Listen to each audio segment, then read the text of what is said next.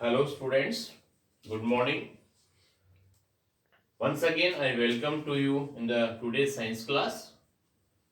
We are meeting after a large number of days and today we are going to start our lesson number 13 in the science that name is the sound. मतलब इस month के अंदर हम 13 और 14 to lesson complete करेंगे. उसमें first lesson जो हम कंप्लीट करने जा रहे हैं दैट इज द साउंड. इस साउंड के अंदर हमारा जो टॉपिक्स होंगे वो कुछ इस तरह से होंगे.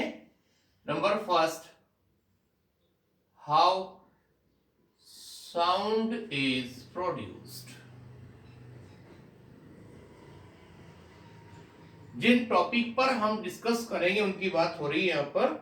Next number, characteristics of vibrations.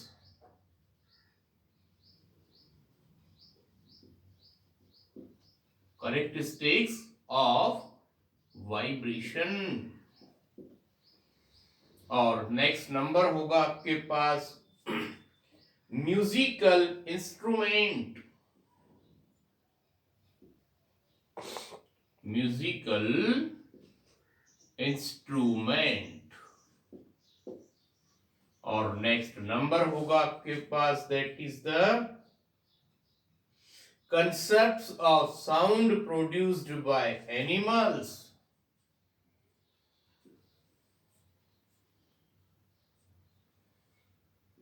Concepts of sound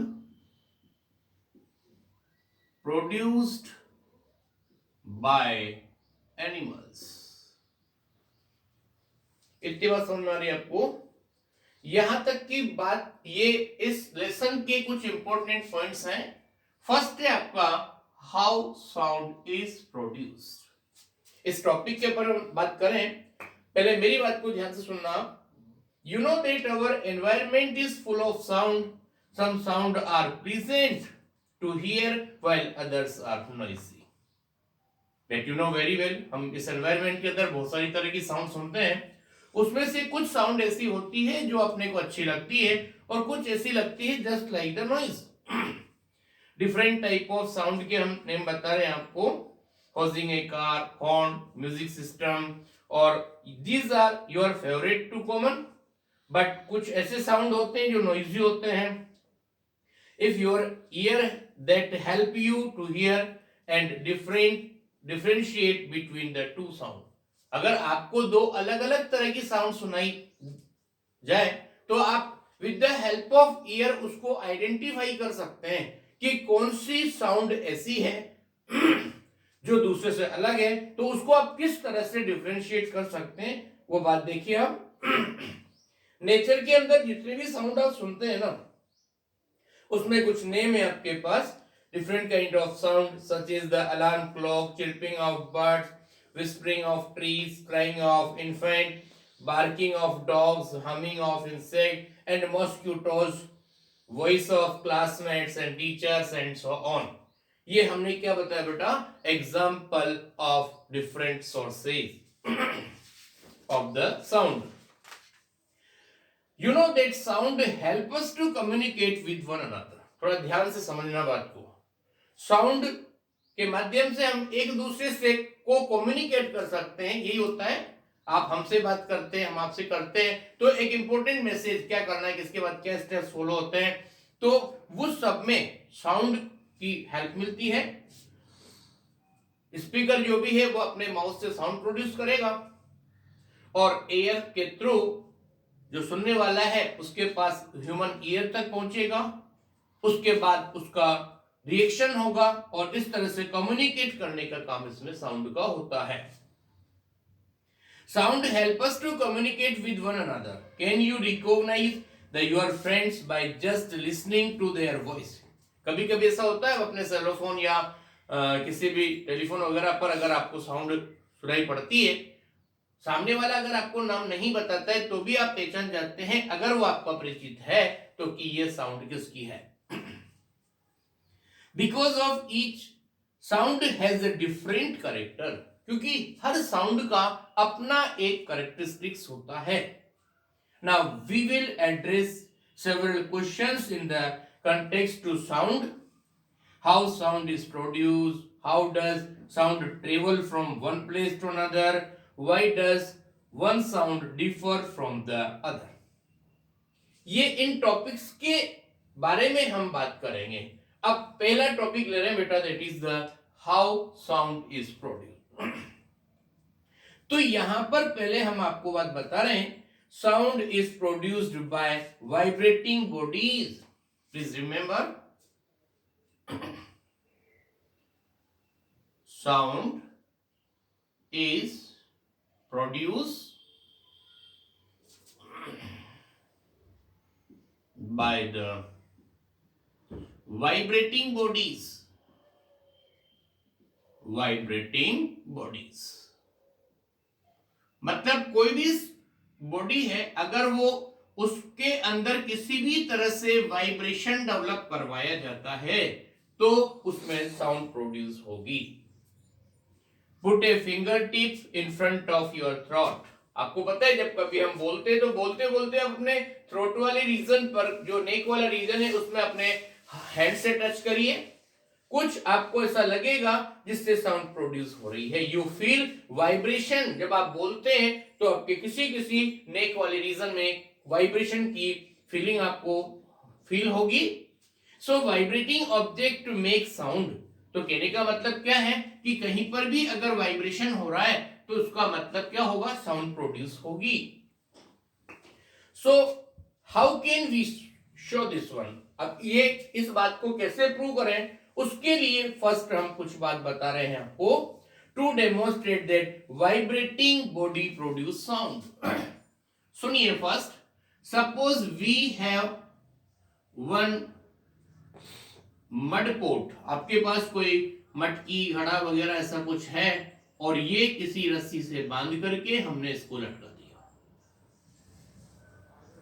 और ये बिल्कुल फ्री है, ऊपर से लटका हुआ है ये.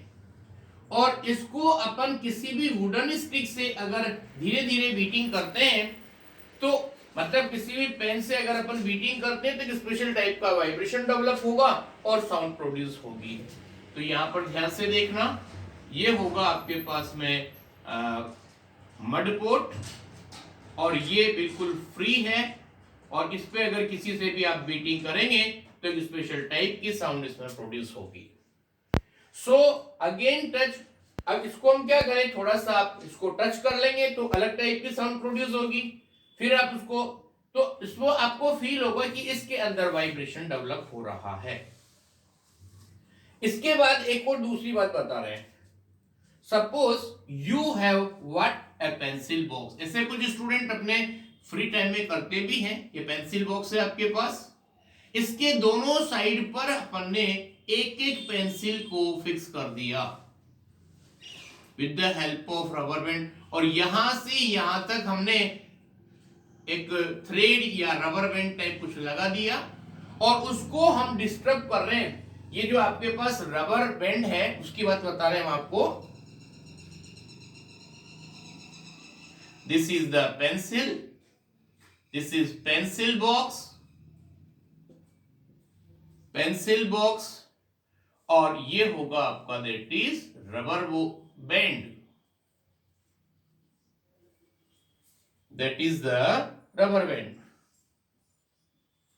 अब इसको जब भी आप डिस्टर्ब करेंगे तो इसमें वाइब्रेशन डेवलप होगा और वाइब्रेशन डेवलप होने की वजह से साउंड प्रोड्यूस होगी.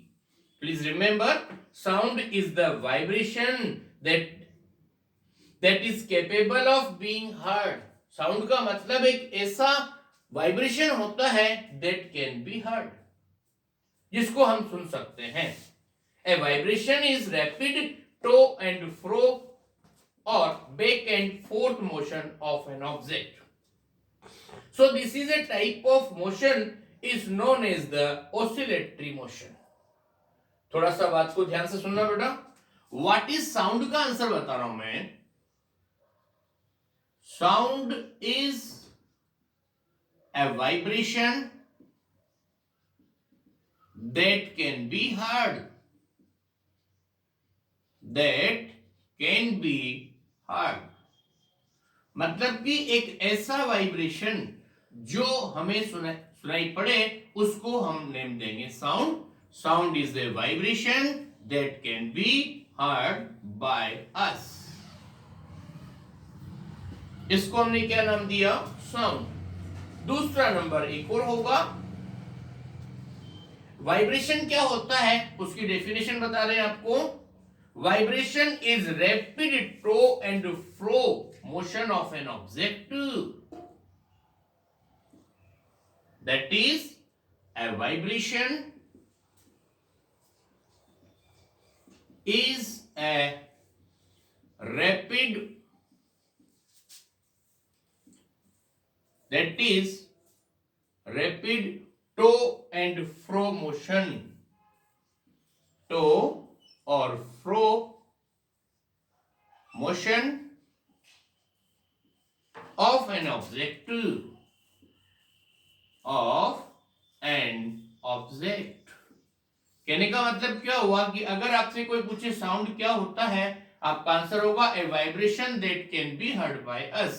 आपसे कोई पूछते हैं बेटा वाइब्रेशन मींस क्या होता है, इज द रैपिड टो और fro motion of an object, that is vibration. और you know vibration to and fro motion क्या होता है, हम थोड़ा सा आपको बता रहे हैं, ध्यान से देखना. Suppose this is a pendulum like structure और इसको आप एक मेन पोजीशन से लेफ्ट और राइट पे मूवमेंट करवाते हैं तो ये टो एंड फ्रो मोशन कहलाती है. आप जो भी म्यूजिकल इंस्ट्रूमेंट के वायर्स वगैरह को डिस्टर्ब करते हैं तो उनमें अपसाइड डाउन या लेफ्ट राइट जो मूवमेंट डेवलप होता है उसको हम बोलते हैं वाइब्रेशन. और यहां पर एक लास्ट बात बताने बेटा हम आपको, in a laboratory tuning fork is used to produce sound for experiment and waves on its surface of water. Okay, that we will study in the next time or next video. For this one, this is enough for today. Thank you very much.